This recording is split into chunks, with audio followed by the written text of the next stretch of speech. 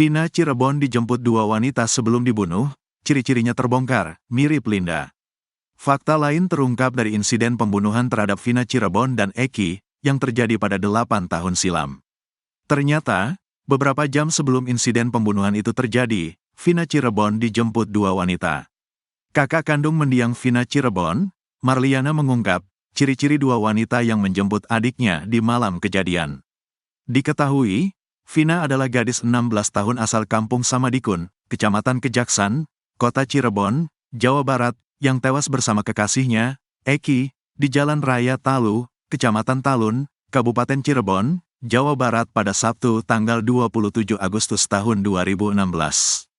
Keduanya disebut menjadi korban penganiayaan geng motor. Identitas kedua wanita ini juga sempat dibongkar oleh pengacara Peggy Setiawan, Tony RM. Menurut Tony dari keterangan Marliana, salah satu wanita itu bernama Mega. Marliana mengatakan kalau satu wanita lagi mirip dengan Andi Malinda Putri Utami, atau Linda.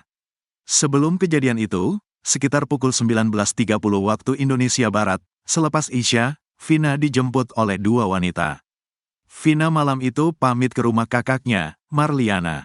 Sang kakak mengingat bahwa pada malam itu adiknya memakai celana panjang. Yang saya ingat waktu pamit ke saya itu, Vina pakai celana sih, kata Marliana dikutip dari YouTube Uya Kuya, Senin, tanggal 1 Juli tahun 2024. Namun menurut dia, setelah Vina meninggal pihak keluarga tidak mendapat celana Vina. Dari pihak rumah sakit bapak cuma dapat baju sama-sama daleman, kata Marliana lagi. Bahkan menurutnya, baju terakhir yang dipakai oleh Vina itu sudah dibuang ke laut. Buang sial kalau kata orang Jawa, jelasnya. Marliana juga menuturkan, pada malam itu Vina meminta uang untuk pergi main. Sebelum kejadian ke rumah saya dulu, minta uang dikasih 20 rupiah ribu gak mau, kata Marliana. Menurutnya, Vina meminta uang 50 rupiah ribu karena mengaku ada yang ingin dibeli dan untuk nongkrong. Bahkan, saat itu Marliana sempat melarang karena Vina tidak pergi dengan Eki. Saya bilang malam minggu mau kemana kamu dek? Kan Ekinya gak ada. Gak apa-apa mbak, nanti di jalan sama Eki ketemuan, jelasnya.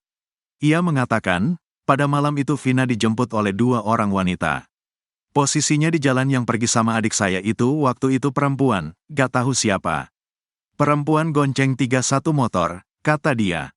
Karena posisi rumahnya berada di dalam gang, Marliana pun melihat adiknya ditunggu oleh dua wanita yang duduk di atas motor.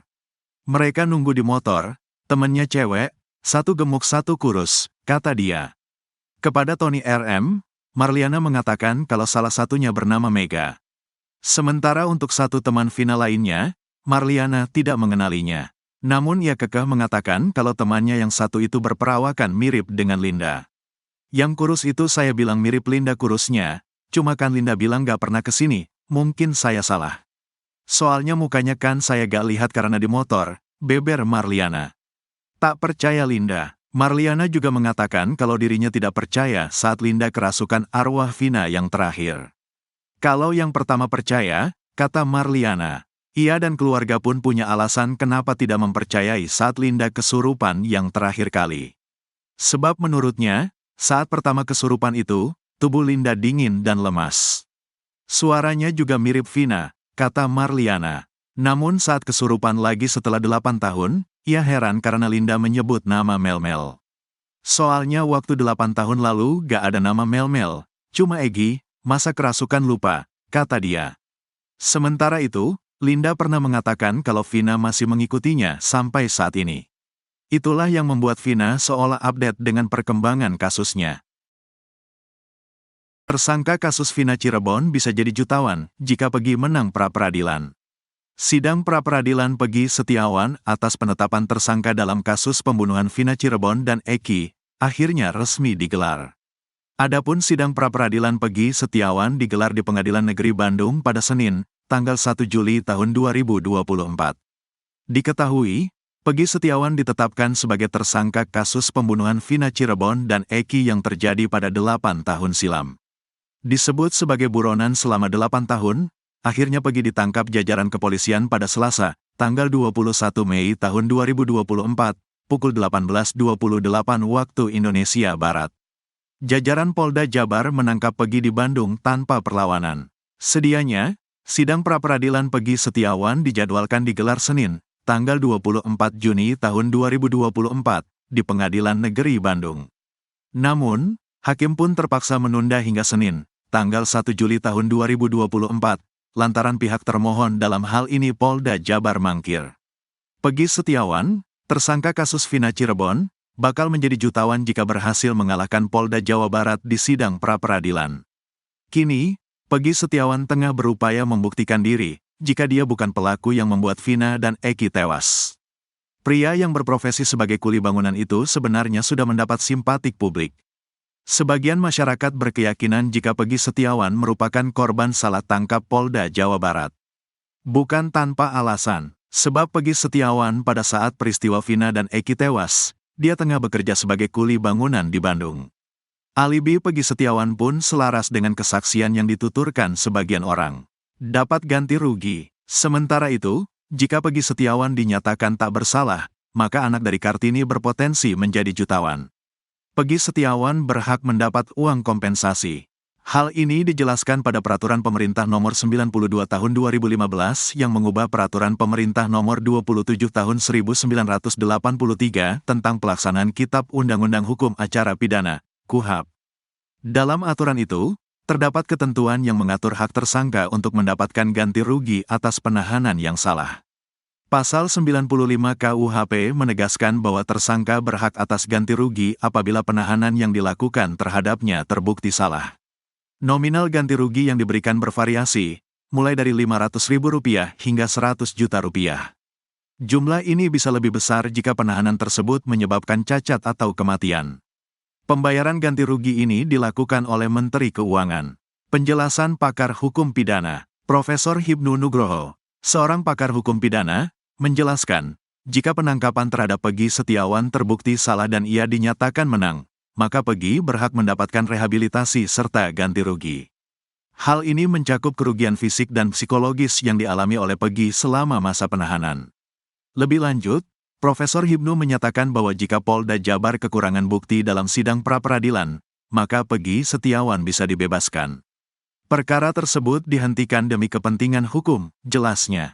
Polda Jabar siap. Di sisi lain, Kabid Hukum Polda Jawa Barat, Kombes Nur Hadi Handayani, didapuk menjadi ketua tim kuasa hukum Polda Jabar dalam menghadapi gugatan pra-peradilan yang dilayangkan Peggy Setiawan.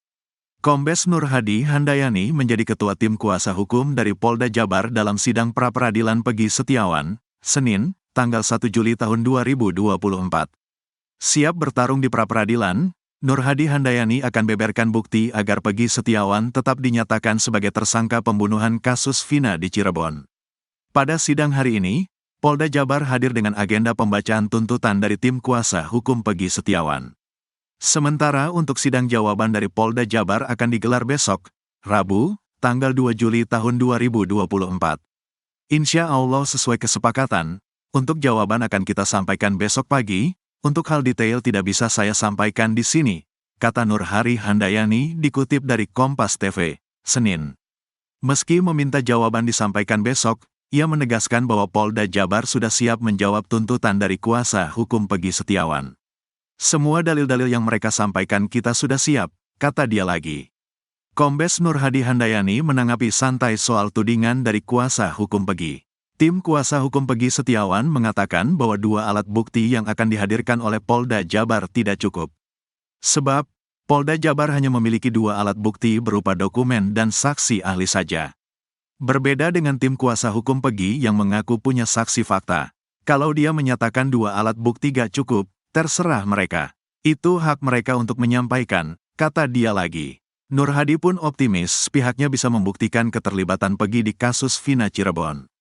Kami sangat siap menunjukkan alat bukti yang telah dilakukan oleh tim penyidik Polda Jabar, jelasnya. Untuk alat bukti, kata dia, akan disampaikan di persidangan pada Kamis, tanggal 4 Juli tahun 2024.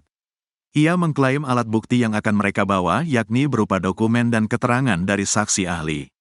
Kemudian mereka akan tampilkan untuk saksi dan ahli, kita juga akan sampaikan untuk dari ahli. Kita akan bantah dalil-dalil mereka. Dari Polda saksi ahli aja, 1 orang, ungkapnya. Sementara itu, kuasa hukum Peggy Setiawan, Tony RM mengaku akan menunjukkan bukti DPO yang dikeluarkan oleh Polda Jabar. Di mana menurut dia, Peggy Setiawan yang ditangkap sebagai tersangka ini berbeda dengan ciri-ciri yang diumumkan kepolisian. Itu akan kami jadikan bukti bahwa DPO Peggy, perong rambut keriting, tinggi 160, tinggal di Banjarwangunan. Yang ditangkap ini rambutnya tidak keriting, Peggy Setiawan ini lurus, alamatnya di Kepompongan. Umurnya DPO 32 2024, Peggy baru 28 tahun, jelas dia. Hotman Paris prediksi nasib Peggy Setiawan, yakin kasus Vina bakal kacau. Pengacara mengurai analisa tajam soal nasib tersangka baru kasus Vina Cirebon, Peggy Setiawan. Dalam analisanya, Hotman Paris memprediksi kasus Vina Cirebon bakal kacau balau jika hal ini terjadi pada Peggy Setiawan. Prediksi Hotman Paris itu berlandaskan pada isi BAP para terpidana kasus Vina Cirebon yang telah diadili 8 tahun lalu pasca kejadian. Hotman Paris yang kini ditunjuk jadi pengacara keluarga Vina pun syok saat mengetahui BAP serta keterangan para terpidana di tahun 2024. Sebab diakui Hotman, ada banyak perbedaan antara isi BAP para terpidana di tahun 2016 dengan tahun 2024. Di antaranya ada 4 keanehan dan tidak sinkron antara BAP tahun 2016 dan 2024. Berikut uraian Hotman Paris. Tahun 2016 disebutkan pelakunya 11, tapi di 2024 disebutkan 2 dari 11 pelakunya ini fiktif. Tahun 2016 disebutkan bahwa Peggy adalah pelaku, tapi di BAP 2024, 5 dari pelaku menyatakan bahwa Peggy bukan pelaku. 2016 disebutkan tidak ada pelaku fiktif, tapi sekarang ada fiktif di 2016 disebutkan 2 DPO yang mengantarkan mayatnya ke flyover, ikut memerkosa. Tapi 2024 disebutkan fiktif berkaca para 4 kejanggalan tersebut. Hotman Paris pun meminta agar para terpidana diperiksa ulang dan dimintai keterangan lagi secara detail. Terlebih diketahui Hotman, mayoritas para terpidana meragukan bahwa Peggy Setiawan yang kini dijadikan tersangka adalah pembunuh Vina dan Eki di tahun 2016 lalu. BAP menyatakan 5 terpidana bukan Peggy pelakunya, hanya 1 yang mengatakan. Maka sebaiknya kejaksaan memerintahkan agar semua terpidana di BAP ulang oleh penyidik, tapi harus didampingi oleh tim pengacara dan tim LPSK agar para terpidana tidak merasa terintimidasi, ujar Hotman Paris dilansir tribunnews.bogor.com dari YouTube Intens Investigasi, Minggu, tanggal 30 Juni tahun 2024. Hotman Paris ungkap analisa mengejutkan soal nasib Peggy Setiawan. Menurut Hotman Paris, kasus Vina Cirebon akan semakin semrawut jika hal ini terjadi. Hotman Paris ungkap analisa mengejutkan soal nasib Peggy Setiawan. Menurut Hotman Paris, kasus Vina Cirebon akan semakin semrawut jika hal ini terjadi. Kolase YouTube. Lebih lanjut, Hotman Paris pun mengurai analisanya soal nasib Peggy Setiawan. Menurut Hotman, kasus Vina Cirebon akan semakin semrawut jika perkara Peggy Setiawan ini masuk ke persidangan. Sekali lagi, membawa kasus Peggy ke persidangan tidak membuat kasus Peggy menjadi terang benderang, malah menjadi semakin semrawut. Karena kalau kasus Peggy dibawa ke persidangan berarti ada 2 berkas BAP yang bertentangan yaitu BAP tahun 2016 dan 2024, pungkas Hotman Paris. Karenanya menurut Hotman, Kejaksaan Tinggi Jawa Barat harus jeli dan jangan menerima begitu saja pelimpahan berkas perkara Peggy Setiawan. Sebab nantinya jika Peggy masuk ke ranah persidangan, maka akan ada 2 BAP berbeda yang diputuskan di pengadilan dalam satu kasus yang sama yakni Vina Cirebon. 2 BAP yang bertentangan bakal ada 2 putusan pengadilan yang bertentangan, maka kasus ini akan semakin kacau balau. Jadi saya mohon kepada kejaksaan agar jangan begitu saja menerima pelimpahan berkas perkara dari penyidik, minta di BAP ulang semua terpidana ini, tegas Hotman Paris. Selain meminta agar Kejaksaan Tinggi Jabar tak langsung menerima berkas perkara Peggy Setiawan, Hotman juga menyentil kesaksian AEP. Hotman Paris rupanya tak yakin dengan kesaksian AEP yang mengaku melihat Peggy Setiawan di dekat TKP tewasnya Vina dan Eki. Minta diperiksa ulang saksi-saksi yang meragukan. Misalnya ada saksi, AEP, yang mengatakan malam-malam bisa melihat 100 meter, itu tidak masuk akal. Jadi menargetkan Peggy agar segera divonis adalah strategi yang kurang tepat, itu menciderai penegakan hukum, imbuh Hotman Paris.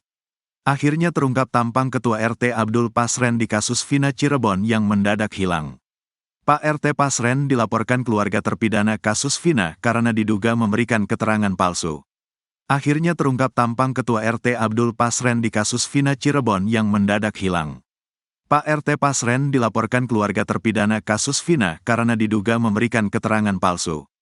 Kembali mengungkap analisanya, Hotman Paris berharap agar Kejati Jabar teliti dalam penanganan kasus yang menjerat Peggy Setiawan.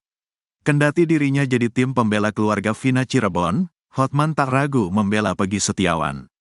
Kasus Vina, sebaiknya jaksa jangan melimpahkan berkasnya ke pengadilan negeri, sebaiknya jaksa mengembalikan berkasnya berulang-ulang bila perlu.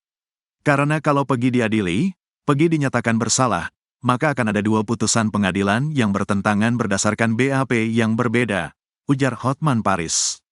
Kami minta agar dibentuk tim pencari fakta untuk mencari sebenarnya apa kejadiannya. Membawa Peggy ke pengadilan bukan membawa persoalan semakin jelas, malah menimbulkan ketidakpuasan di masyarakat, sambungnya.